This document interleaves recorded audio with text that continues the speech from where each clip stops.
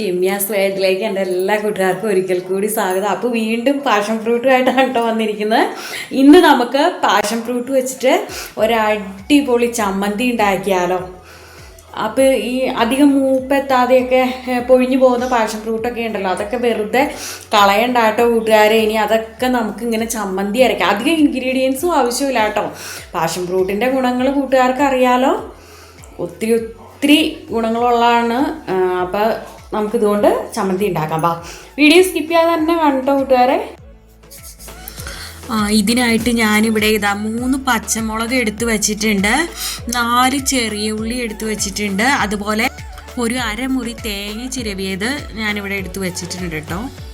നല്ല fresh passion fruit ആണെങ്കിൽ നമുക്ക് ചമ്മന്തി അരയ്ക്കുമ്പോൾ അതിൻ്റെ തൊണ്ടും കൂടെ നമുക്ക് അരിഞ്ഞിടാം കേട്ടോ, ചെറുതായിട്ട് അരിഞ്ഞിട്ടാൽ മതി. പക്ഷേ ഇതിപ്പോൾ ഇത്തിരി വാടിയിട്ടുണ്ട്. മെയിൻ താരം നമ്മുടെ പാഷൻ ഫ്രൂട്ട് തന്നെയാണ്. അപ്പോൾ ഇത് ഒരുവിധം പഴുത്ത ഇതാണ് കേട്ടോ, പക്ഷെ അധികം പഴുക്കാത്ത പാഷൻ ഫ്രൂട്ട് എടുക്കുകയാണ് കേട്ടോ കൂട്ടുകാരെ നല്ലത്. ഇതിനും പുളിയുണ്ട്, ഇതിപ്പോൾ പഴുത്തതാണെങ്കിലും ഇതിന് ചില പാഷൻ ഫ്രൂട്ടിന് നല്ല പുളിയുണ്ട്. അപ്പോൾ നമുക്ക് കുഴപ്പമില്ല, ഇത് ചമ്മന്തിക്ക് നമുക്ക് എടുക്കാം. ഇത് വാടിയതായതുകൊണ്ട് ഞാനിപ്പോൾ ഇതിൻ്റെ തൊണ്ട് എടുക്കുന്നില്ല കേട്ടോ കൂട്ടുകാരെ, നമ്മൾ ആ ഉള്ളിലെ പൾപ്പ് മാത്രമേ എടുക്കുന്നുള്ളൂ. ഇനി നമുക്ക് മിക്സിയുടെ ചെറിയ ജാറിലേക്ക് ആ പച്ചമുളക് ഒന്ന് അരിഞ്ഞിട്ട് കൊടുക്കുന്നുണ്ട്, അതുപോലെ ചെറിയ ഉള്ളി ഇട്ട് കൊടുത്തു, നമ്മുടെ തേങ്ങ ചിരവിയതും ചേർത്ത് കൊടുത്തു.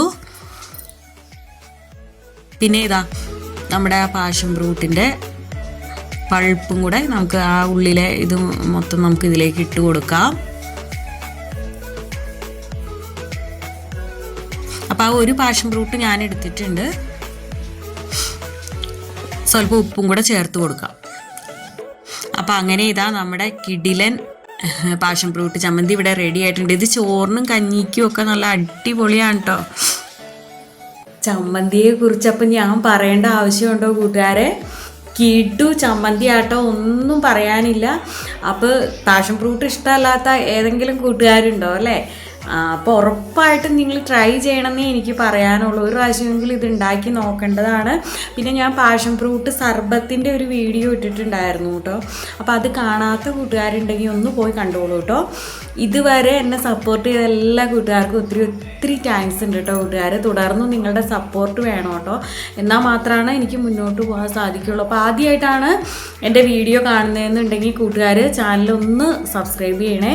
കൂടെ ബെല്ലൈക്കൺ പ്രസ് ചെയ്ത് ഓൾ എന്ന ഓപ്ഷൻ ഇനേബിൾ ചെയ്താലാണ് ഞാനിടുന്ന എല്ലാ വീഡിയോസിൻ്റെയും നോട്ടിഫിക്കേഷൻ കൂട്ടുകാർക്ക് കറക്റ്റായിട്ട് ലഭിക്കുകയുള്ളൂ, അപ്പോൾ തന്നെ കിട്ടുകയുള്ളൂ കേട്ടോ.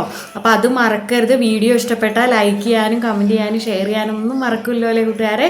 അപ്പോൾ ഇനി നല്ലൊരു വീഡിയോ ആയിട്ട് വരുന്നത് വരെ okay, Tata, bye bye, thanks for watching.